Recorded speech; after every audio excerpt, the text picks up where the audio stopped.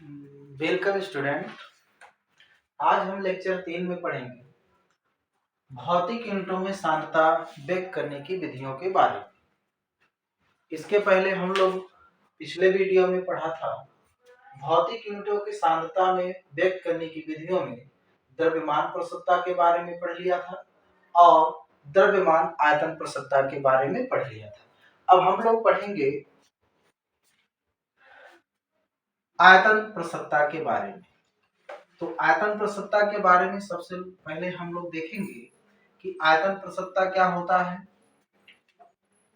आयतन प्रसवता को हम लोग B/V प्रतिशत द्वारा प्रदर्शित करते हैं और इसमें परिभाषा क्या इसकी होती है, 100 मिलीलीटर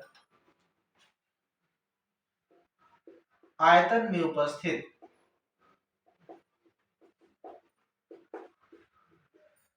विलेय की मिलीलीटर में मात्रा,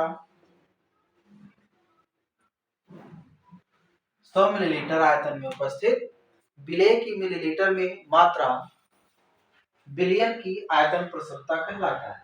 100 मिलीलीटर आयतन में उपस्थित विलेय की मिलीलीटर में मात्रा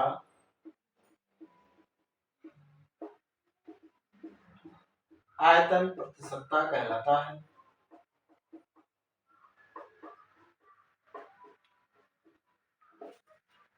आयतन प्रसवता कहलाता है।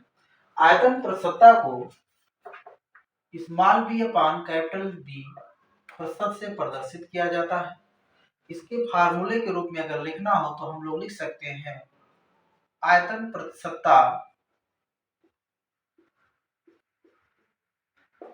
प्रसवता बराबर विलेय की मात्रा मिलीलीटर में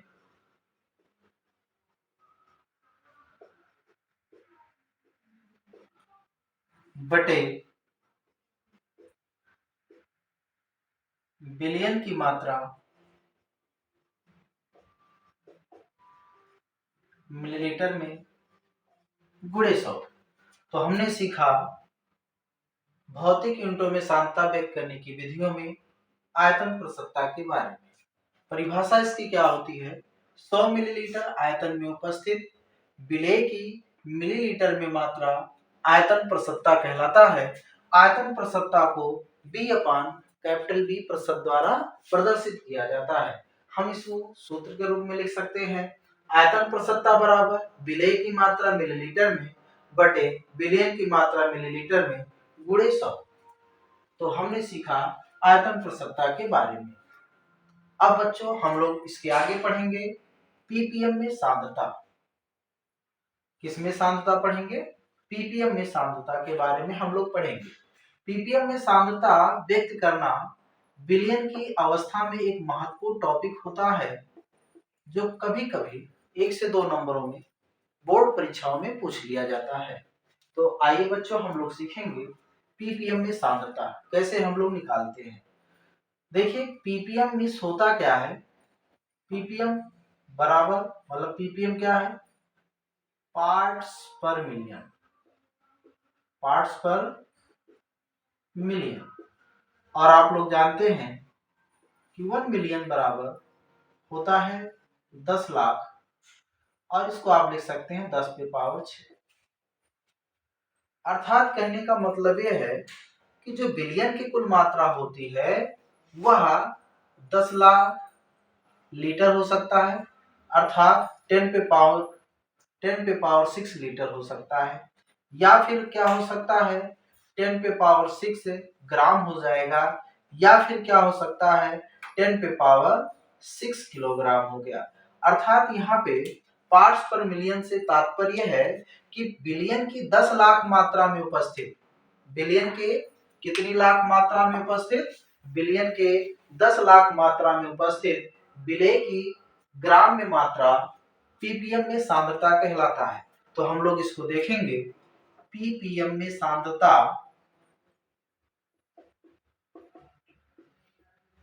बराबर, परिभाषा के दृष्टि से सबसे पहले हम लोग देखेंगे बिलियन के 10 लाख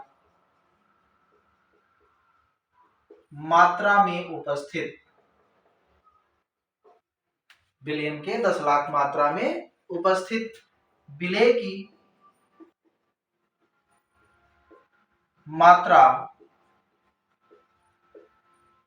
पीपीएम में सांद्रता कहलाता है। पीपीएम में सांद्रता कहलाता है।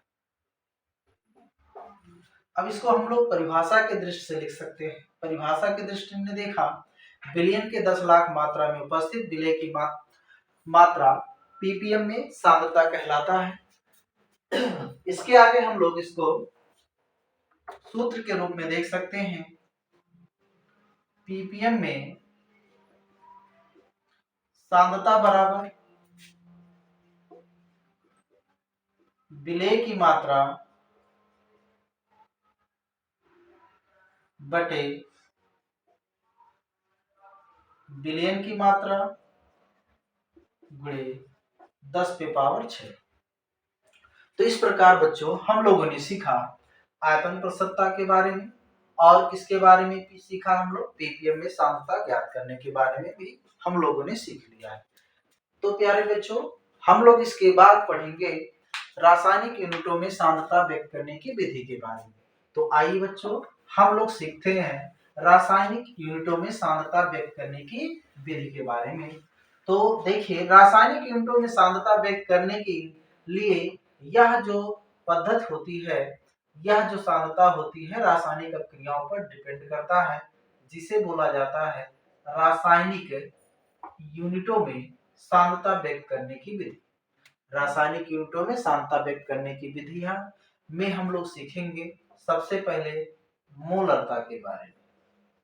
मोलरता, जिसे आप लोग मोलरिटी भी कहते हैं। दूसरा टॉपिक होता है आपका मोललता होता है, जिसे आप मोललिटी के नाम से जानते हैं। तीसरा हो जाएगा आपका मेरे प्यारे बच्चों मोल मोलंस, जिसे आप लोग मोल फ्रैक्शन के नाम से जानते हैं। मोलंस को मोल प्रभाज भी कहा जाता है, और इंग्लिश में से मोल फ्रैक्शन कहते हैं। चौथा हम लोग सीखेंगे मेरे भैया नॉर्मलता के बारे में। चौथा टॉपिक जो हमारा होगा वह नॉर्मलता होगा, और इसे हम लोग इंग्लिश में नॉर्मेलिटी कहते हैं। इसे हम लोग इंग्लिश में क्या कहते हैं, नॉर्मेलिटी कहते हैं। तो ये सभी होते हैं रासायनिक यूनिटों में सांद्रता व्यक्त करने की विधियां। और मेरे प्यारे बच्चों, आप लोग ये जान लीजिए कि इस टॉपिक, चारों टॉपिक से मुख्य रूप से पहले, दूसरे और तीसरे, चौथा जो होता है 2024 में, इससे संबंधित बोर्ड परीक्षा में क्वेश्चन नहीं पूछा जाएगा। क्यों? मोललता और मोलंस से संबंधित ही प्रश्न पूछे जाएंगे, और इसमें से तीनों में से मिला करके किसी एक टॉपिक से कम 3 अंक का एक प्रश्न पूछा जाएगा। तो प्यारे बच्चों, हम लोग सबसे पहले यह सीखने का प्रयास करेंगे कि मोलरता क्या होता है। तत्पश्चात हम लोग इस पे आधारित प्रश्न को हल करेंगे जो परीक्षाओं में पूछे जाते हैं। तो सबसे पहले हम लोग देखेंगे टॉपिक हमारा क्या है, मोलरता। क्या होता है मेरे प्यारे बच्चों, मोलरता होता है। इसे हम लोग मोलरिटी के नाम से रिप्रेजेंट करते हैं इंग्लिश में।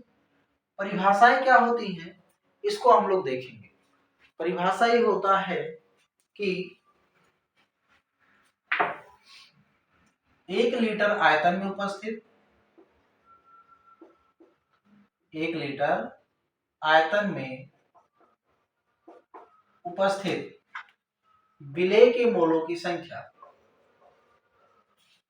1 लीटर आयतन में उपस्थित विलेय के मोलों की संख्या बिलियन की मोलरता कहलाती है। बिलियन की मोलरता कहलाती है। 1 लीटर आयतन में उपस्थित विलेय के मोलों की संख्या बिलियन की मोलरता कहलाती है। मोलरता को कैपिटल एम से लिखा जाता है। मोलरता को कैपिटल एम से प्रदर्शित किया जाता है। मोलरता को कैपिटल एम से प्रदर्शित किया जाता है। इसका मात्रक मोल प्रति लीटर होता है। इसका मात्रक क्या होता है? मोल प्रति लीटर होता है। दोबारा सुनेंगे। 1 लीटर आयतन में उपस्थित विलेय के मोलों की संख्या बिलियन की मोलरता कहलाती है। बिलियन की मोलरता कहलाती है। मोलरता को हम लोग कैपिटल एम से प्रदर्शित करते हैं और इसका मात्रक मोल प्रति लीटर होता है। आप लोग यहाँ से देखेंगे मेरे प्यारे बच्चों कि मात्रक क्या होता है? मोल प्रति लीटर। अर्थात आप यहाँ से भी परिभाषा को समझ सकते हैं कि 1 लीटर यानी प्रति लीटर आयतन में उपस्थित विलेय के मोलों की जो संख्या होती है उसी को हम लोग क्या कह लेते हैं? मोलरता कह लेते हैं। और परिभाषा भी इसकी हमने देखा कि 1 लीटर आयतन में उपस्थित विलेय के मोलों की संख्या बिलियन की मोलरता कहलाती है। मोलरता को हम लोग कैपिटल एम से प्रदर्शित करते हैं और इसका जो मात्रक होता है मोल प्रति लीटर होता है। इसका मात्रक मोल प्रति लीटर होता है। अब हम लोग इसके इस परिभाषा के आधार पर इसके सूत्र के बारे में जानकारी लेंगे कि इसके सूत्र को ज्ञात करेंगे जिसके आधार पर हम लोग न्यूमेरिकल लगाते हैं। तो सबसे पहले हम लोगों ने देखा कि यहाँ से मोलरता बराबर क्या होगा? तो मोलरता बराबर विलेय के मोलों की संख्या, विलेय के मोलों की संख्या बटे बिलियन का आयतन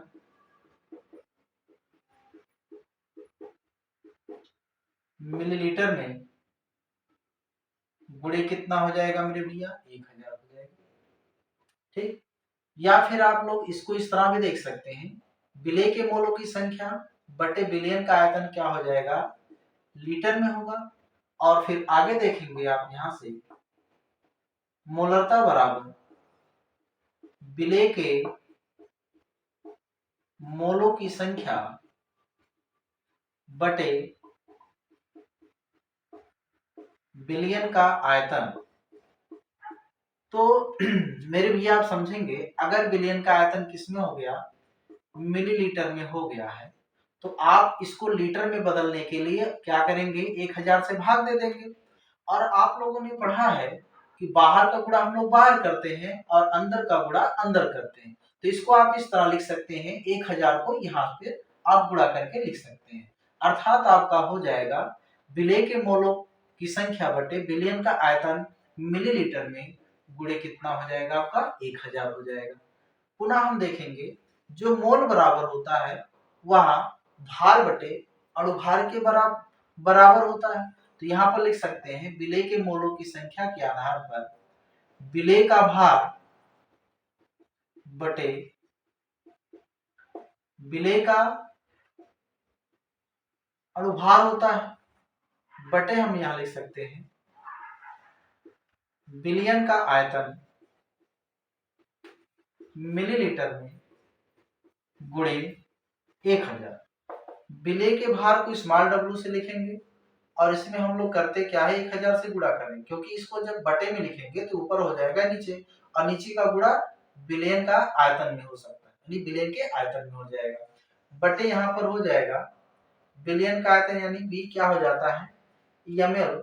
और ये अणुभार जो होता है, अणुभार को हम लोग m से प्रदर्शित करते हैं और यहाँ पर लिखेंगे b आपका हो जाएगा कितना? ml में हो जाएगा। और मोलरता को हम लोग किससे प्रदर्शित करते हैं? कैपिटल एम से। और विलेय के अणुभार को हम लोग क्या करेंगे? स्मॉल एम से प्रदर्शित करेंगे। यहाँ से आप स्पष्ट हो जाएंगे, यहाँ से आप समझेंगे कि कैपिटल एम जो होता है, ये जो कैपिटल एम है ये मोलरता है और स्मॉल डब्ल्यू क्या है आपका? यहाँ पे स्मॉल डब्ल्यू जो होता है यह हो जाता है मेरे भैया विलेय का क्या हो जाता है? भार होता है। स्मॉल एम जो होता है यह होता है आपका विलेय का अणुभार। विलेय का क्या हो गया, अणुभार हो गया। और बी जो होता है, यह जो होता है विलयन का आयतन होता है। क्या होता है मेरे प्यारे बच्चों, ये होता है विलयन का आयतन। तो प्यारे बच्चों हम लोगों ने सीखा आज यहाँ पर मोलरता के बारे में। मोलरता क्या होता है एक बार फिर से समझ लेंगे। 1 लीटर आयतन में उपस्थित विलेय के मोलों की संख्या विलयन की मोलरता कहलाती है। मोलरता को कैपिटल एम से लिखा जाता है और इसका जो मात्रक होता है मोल प्रति लीटर होता है। और आइए बच्चों हम लोग सीखते हैं मोलरता का सूत्र कैसे निर्धारित किया जाता है। यहां से देखेंगे मोलरता बराबर विलेय के मोलों की संख्या बटे क्या होता है विलयन का आयतन किसमें, लीटर में। हमने यही इसमें भी देखा था, प्रति लीटर आयतन में उपस्थित विलेय के मोल। हमने यहाँ भी देख रहे हैं मेरे बाबू, विलेय के मोलों की संख्या यानी मोल ऊपर रहेगा और विलयन का आयतन लीटर में नीचे रहेगा। अगर लीटर को हमने मिलीलीटर में बदल कर, देखिए लीटर के स्थान पर हमने क्या किया मिलीलीटर लिखा है, और इसको अगर क्या करना होगा लीटर में बदलना होगा तो इसमें आपको क्या करना पड़ेगा 1000 से भाग देना पड़ेगा। और हमने अपनी सुविधा के लिए 1000 को इसके बगल में गुणा करके लिख लिया है। इसके बाद आप लोग ये जान लीजिए मेरे भैया, आप लोग जानते हैं विलेय के जो मोलों की संख्या होती है अर्थात मोल बराबर होता है भार बटे अणुभार। किसका भार और भार, जिसके मोलों को हम लोग लेते हैं। तो विलेय का हमने मोल लिया है इसलिए यहाँ पर लिखेंगे विलेय का भार बटे विलेय का अणुभार लिखेंगे। नीचे हमें लिखना पड़ेगा विलयन का आयतन मिलीलीटर में, और हमने यहाँ पर भी 1000 से गुणा कर लेना है। फिर आप देखते हैं मेरे भैया कि विलेय के भार को हम लोग स्मॉल डब्ल्यू से प्रदर्शित करते हैं। विलेय का जो अणुभार होता है उसे हम स्मॉल एम से प्रदर्शित करते हैं। विलयन का आयतन जो होता है मिलीलीटर में उसे हम बी से प्रदर्शित करते हैं। तो हमारा सूत्र होता है मोलरता बराबर स्मॉल डब्ल्यू गुणे कितना होता है 1000 बटे स्मॉल एम गुणे क्या हो जाता है बीएमएल होता है। यहाँ से हमने देखा कि स्मॉल डब्ल्यू विलेय का भार होगा, स्मॉल एम विलेय का अणुभार होता है, और बीएमएल जो होता है विलयन का क्या हो जाता है आयतन हो जाता है। तो मेरे प्यारे बच्चों हम लोगों ने आज सीखा मोलरता के बारे में। अब हम लोग इससे संबंधित कुछ एक छोटा सा न्यूमेरिकल लगाएंगे जिससे आप लोग मोलरता को और अच्छे से समझ सके। तो मेरे प्यारे बच्चों इस मोलरता पे आधारित एक छोटा सा प्रश्न देखेंगे कि 4 ग्राम NaOH को, कितने ग्राम NaOH को, 4 ग्राम NaOH को क्या किया गया है 500 मिलीलीटर जल में घोला गया। 500 मिलीलीटर जल में घोला गया, विलयन की मोलरता ज्ञात करना है। विलयन की मोलरता आपको ज्ञात करना है। देखेंगे मेरे प्यारे बच्चों, सबसे पहले आप लोग क्या करेंगे इस प्रश्न में जो जो भी आपको पता है उसको लिख लेंगे। यहाँ पर दिया है 4 ग्राम NaOH, आपको बताया गया है जिसकी मात्रा कम रहती है उसे हम लोग क्या कह लेते हैं विलेय कहते हैं। जिसकी मात्रा कम होती है उसे क्या बोला जाता है विलेय कहा जाता है। तो यहाँ पर आपका विलेय होगा, विलेय क्या है आपका NaOH है का भार स्मॉल डब्ल्यू बराबर कितना दे दिया है 4 ग्राम दे दिया है। अब आप देखेंगे NaOH का अणुभार, NaOH का अणुभार स्मॉल m बराबर कितना हो जाएगा, इसमें NaOH के जितने परमाणु हैं उनके परमाणु द्रव्यमानों का जो योग होता है वही यौगिक का क्या कहलाता है अणुभार कहलाता है। तो हम इसको कैलकुलेट करेंगे मेरे बाबू। सोडियम का होता है 23, ऑक्सीजन का हो जाता है 16, हाइड्रोजन का कितना होता है 1 होता है। सबको हम लोग जोड़ेंगे तो 6 1 7 3 10 0 2 और 1 3 और 1 कितना हो जाएगा 4, अर्थात NaOH का जो अणुभार निकल कर आता है वह कितना हो जाता है 40 होता है। NaOH का अणुभार कितना निकल कर के आ गया, यानी स्मॉल m बराबर कितना आ गया 40। विलयन का जो आयतन दिया है, विलयन का आयतन B बराबर कितना दे दिया है 500 मिलीलीटर दे दिया है। विलयन का आयतन कितना दे दिया है 500 मिलीलीटर दे दिया है। अब यहां से हम लोग सूत्र लगाएंगे। हमें ज्ञात क्या करना है, मोलरता ज्ञात करना है। मोलरता को हमें ज्ञात करना है और हम लोग सूत्र के रूप में लिखेंगे क्या मेरे भैया, मोलरता बराबर होता है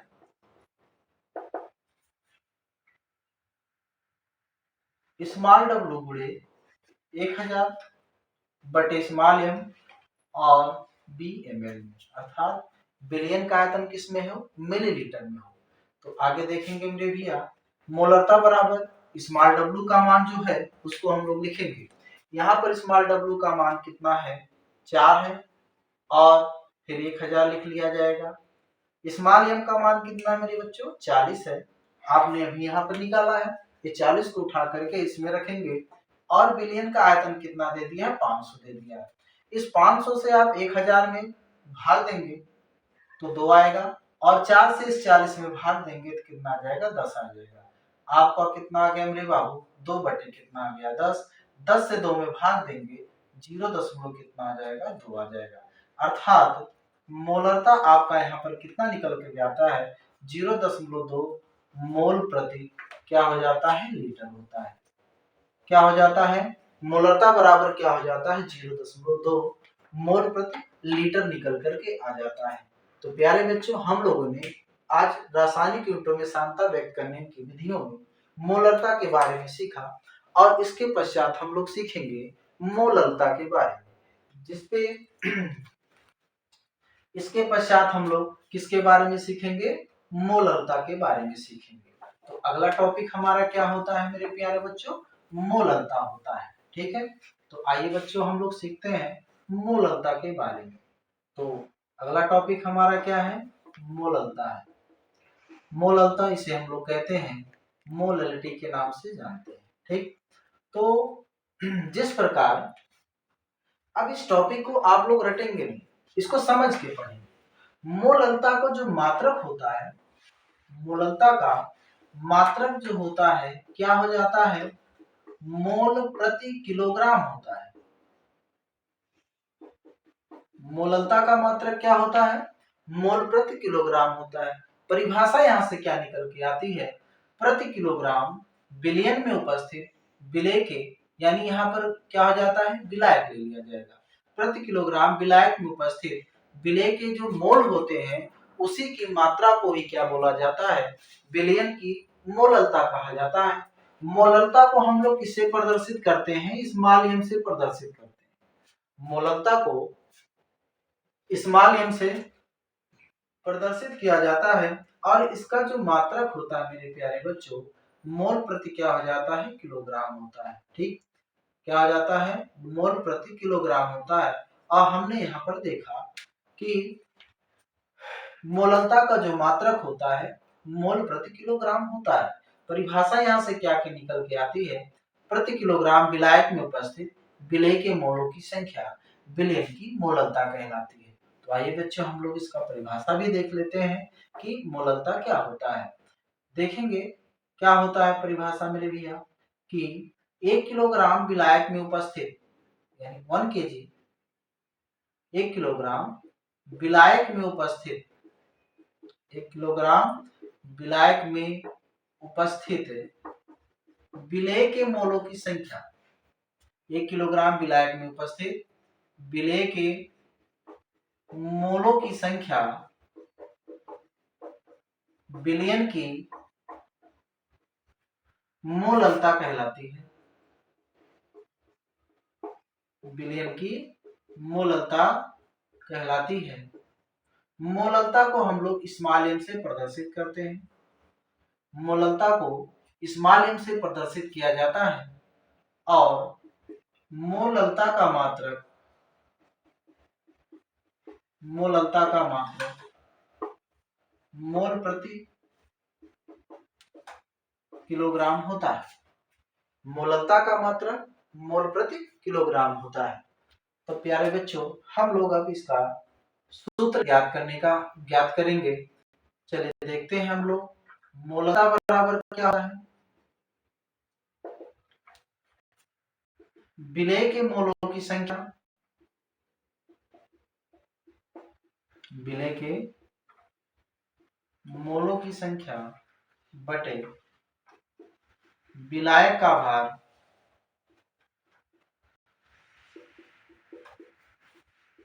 किलोग्राम में, अगर हम किलोग्राम को ग्राम में बदल लें तो आप देख सकते हैं मेरे भैया, हम इसे लिख सकते हैं विलेय के मोलों की संख्या बटे विलायक का भार, लिख सकते हैं मेरे भैया ग्राम में, बटे क्या लिखेंगे 1000, क्योंकि इसे यूनिट, इसे पुनः हम इसे किलोग्राम में बदल सकते हैं, क्योंकि ग्राम को एक किलोग्राम में बदलने के लिए क्या करना पड़ेगा, ग्राम में 1000 से आपको भाग देना पड़ेगा। तो जो यहाँ पर 1000 लिखे हैं इसको हम लोग कहाँ लिख लेते हैं, यहाँ पर लिख लेते हैं, गुणे क्या लिखेंगे 1000 लिखेंगे, क्योंकि आप जानते हैं कि जिसका बटा कुछ नहीं होता उसके बटे में हम लोग 1 लगा लेते हैं और बाहर का गुणा बाहर कर लेते हैं। तो हम लोग पहले से इसको मेरे भैया 1000 से यहाँ पर गुणा कर लेते हैं, ठीक है। इसको हम लोग लिख सकते हैं क्योंकि आप जानते हैं विलेय के जो मोल होता है, मोलों की जो संख्या होती है उसे हम भार और बटे अणुभार के रूप में लिख सकते हैं। तो यहाँ पर हम लिखेंगे विलेय का भार बटे विलेय का अणुभार, उसके पश्चात लिखेंगे हम लोग विलायक का भार ग्राम में, गुणे आपका क्या हो जाएगा मेरे प्यारे बच्चों 1000 हो गया। अब आप देख सकते हैं इस फार्मूले को हम लोग इस तरह भी लिख सकते हैं, हमने लिखा मोललता बराबर, तो विलेय के भार को हम लोग किससे लिखेंगे, स्मॉल w से, बटे विलेय के अणुभार को हम लोग किससे लिखेंगे, यम से लिखेंगे। यहाँ पर हम इसे यम डैश मान लेते हैं। उसके बाद बटे लगाएंगे, विलायक का भार ग्राम में लिखना है तो विलायक के भार को हम लोग कैपिटल W ग्राम में लिखेंगे, गुणे 1000 से यहाँ पर गुणा कर लेंगे, ठीक। ये बटे में है, ये नीचे चला आएगा, हो जाएगा आपका स्मॉल w गुणे 1000 बटे यम डैश गुणे क्या हो जाएगा आपका कैपिटल W हो जाएगा। यहाँ पर मोललता बराबर आपका निकल गया। और आगे देखेंगे मेरे भैया, ये स्मॉल w बराबर क्या हो जाएगा, विलेय का भार होता है, स्मॉल w बराबर विलेय का भार हो गया। उसके बाद आप देखेंगे यम डैश बराबर होता है विलेय का अणुभार, यम डैश बराबर विलेय का अणुभार हो गया। और कैपिटल W जो होता है ये होता है आपका मेरे प्यारे बच्चों विलायक का भार होता है, और विलायक का भार किस में हो गया, ग्राम में यहाँ पर दिया गया है। तो हमने सीखा मेरे प्यारे बच्चों मोललता के बारे में। एक बार हम लोग और देख लेते हैं मोललता क्या होता है। 1 किलोग्राम विलायक में उपस्थित विलेय के मोलों की संख्या विलयन की मोललता कहलाती है। मोललता को इस माध्यम से लिखा जाता है, इसका जो मात्रक होता है मोल प्रति किलोग्राम होता है। आगे देखेंगे ये परिभाषा है, इसको अब जब सूत्र के रूप में लिखेंगे तो हमारा निकल के आएगा मोललता बराबर विलेय के मोलों की संख्या बटे विलायक का भार किलोग्राम में। यदि मान लीजिए हमारा विलायक ग्राम में दिया हो तो हम उसको किस तरह लिख सकते हैं, विलेय के मोलों की संख्या बटे विलायक का भार ग्राम में, पर ग्राम जो होता है हमें इसे पुनः किलोग्राम में बदलना है, तो इसके लिए हम इसमें 1000 से भाग देंगे और वो 1000 कहाँ पर लिखेंगे, यहाँ पर गुणा करके लिख लेंगे, क्योंकि बटा जो होता है यानी नीचे वाला उसका गुणा कहाँ हो जाता है, ऊपर वाले में हो जाता है, ठीक। तो आगे देखेंगे मेरे प्यारे बच्चों मोललता बराबर विलेय का भार बटे क्या होता है, विलेय का अणुभार, क्योंकि मोलों की संख्या बराबर क्या होता है, भार बटे अणुभार होता है। अर्थात हम लोग विलेय के मोल निकाल रहे हैं तो हम यहाँ पर लिखेंगे विलेय का भार बटे विलेय का अणुभार, और नीचे बटे में लिखेंगे विलायक का भार ग्राम में गुणे 1000। फिर इसको हम लोग जानते हैं कि जो भार होता है इसे स्मॉल w से प्रदर्शित करेंगे, विलेय के भार को स्मॉल w से प्रदर्शित करते हैं, विलेय का जो अणुभार होता है उसे हम स्मॉल यम से प्रदर्शित करेंगे, पर यहाँ पर यम डैश लगा लेंगे। क्यों ऐसा करेंगे? क्योंकि मोललता को भी स्मॉल एम से लिखा जाता है, इसलिए दोनों में आपको कंफ्यूजन ना हो, इसलिए हम लोग क्या कर लेंगे, विलेय का जो अणुभार होगा उसे हम लोग यम डैश से लिख लेते हैं। तत्पश्चात हम लोग नीचे लिखेंगे विलायक का भार ग्राम में। यहाँ विलायक के भार को हमने किससे लिखा, कैपिटल डब्ल्यू से लिखा, और यहाँ पर 1000 से गुणा है तो यहाँ पर हमने 1000 से गुणा कर दिया। अब ये बटे में है विलेय का भार यानी एम डैश, तो वह नीचे चला आएगा, तो हमारा लिखा जाएगा स्मॉल डब्ल्यू गुणे 1000 बटे एम डैश गुणे कैपिटल डब्ल्यू ग्राम में। तो प्यारे बच्चों, हम लोगों ने सीखा मोललता ज्ञात करने के लिए। तो आइए हम इस पे एक छोटा सा प्रश्न लगाते हैं, जिससे आप मोललता को और अच्छे से समझ सकें। तो देखिए मेरे प्यारे बच्चों, आप लोग सीखेंगे मोललता पे प्रश्न को कैसे हल किया जाता है। ठीक, तो मोललता से एक छोटा सा प्रश्न देखेंगे मेरे बाबू। 0.4 ग्राम यानी AOH है, इसे 500 ग्राम H2O यानी जल में घोला गया। तत्पश्चात जो विलयन तैयार होता है उसकी मोललता हमें ज्ञात करना है। घोला गया तब विलयन की क्या ज्ञात करना है, मोललता ज्ञात। क्या ज्ञात करना है, विलयन की मोललता ज्ञात करना है। तो सबसे पहले मेरे बाबू, मेरे प्यारे बच्चों, जो सबसे पहले किसी भी प्रश्न को अच्छी तरह से हल करने के लिए हमें क्या करना चाहिए, प्रश्न को 1 से 2 बार पढ़ लें ध्यानपूर्वक। उसके पश्चात हम लोग क्या कर लेते हैं, जो डाटा हमें पता रहता है उसको लिख लेते हैं।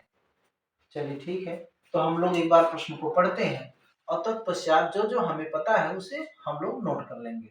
दिया गया है 0.4 ग्राम NaOH, अर्थात NaOH की मात्रा कम है, तो यहाँ पर हमारा क्या हो जाएगा, विलेय जो होगा NaOH होगा। विलेय NaOH का भार स्मॉल w बराबर 0.4 ग्राम दे दिया है, यानी विलेय NaOH का भार स्मॉल w बराबर कितना दे दिया है, 0.4 ग्राम दे दिया है। आगे देखेंगे हमारा NaOH जो है वही विलेय है, तो इसका अणुभार भी निकाल लेंगे, अर्थात NaOH का अणुभार m डैश बराबर कितना हो जाएगा, कैलकुलेट कर लेते हैं। NaOH तो सोडियम का होता है मेरे भैया 23, ऑक्सीजन का हो जाता है 16, हाइड्रोजन का कितना होता है 1। 16, 23 और 1 को जोड़ेंगे तो आपका सब मिला जुला के कितना आ जाएगा, 40 हो जाएगा। देख लीजिए, 6 3 9 1 10 0 और 2 1 3 और 1 कितना हो जाएगा, 4 हो जाएगा। इसको आप जोड़ के देख भी सकते हैं। कितना जोड़ना आपको, 23, 16 और 1। ये 23 किसका हो जाता है, सोडियम का, ऑक्सीजन का हो गया, और 1 किसका हो जाता है, हाइड्रोजन का। ठीक, चलिए ठीक है। अब हमारा देखेंगे यहाँ पर कैपिटल W यानी विलायक का भार ग्राम में कितना दे दिया है, 500 ग्राम दे दिया है। हमें कैलकुलेट किसके बारे में करना है, हमें मोललता ज्ञात करना है। क्या ज्ञात करना मेरे प्यारे बच्चों, मोललता ज्ञात करना है। अब हम क्या करेंगे, मोललता का सूत्र लगा लेंगे। किसका सूत्र लगाएंगे, मोललता का सूत्र लगाएंगे। ठीक है, तो मोललता का सूत्र क्या होता है इसके बारे में हम लोग देखेंगे। मोललता बराबर होता है क्या, मोललता बराबर स्मॉल w गुणे 1000 बटे m डैश गुणे कैपिटल W ग्राम में। स्मॉल m का मान कितना दे दिया है, स्मॉल w का मान कितना दिया है, 0.4 दे दिया है। यहाँ पर आपका हो गया 1000, m डैश क्या हो जाता है, m डैश का मान कितना दे दिया है 40, गुणे कितना हो जाएगा आपका 500 हो जाएगा। 500 से 1000 को काटेंगे, यहाँ पर आएगा 2। तत्पश्चात मेरे भैया 0.4 से 40 को काट देंगे तो उस अवस्था में आपका कितना आ जाएगा, नीचे आपका आ जाएगा मेरे प्यारे बच्चों 100 आ जाएगा।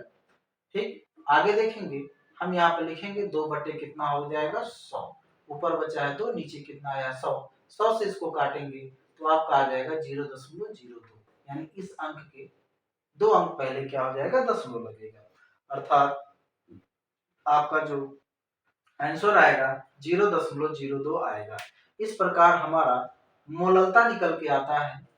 इस प्रकार हमारा मोललता निकल के आया मेरे भैया 0.02 मोल प्रति किलोग्राम। क्या निकल के आ गया?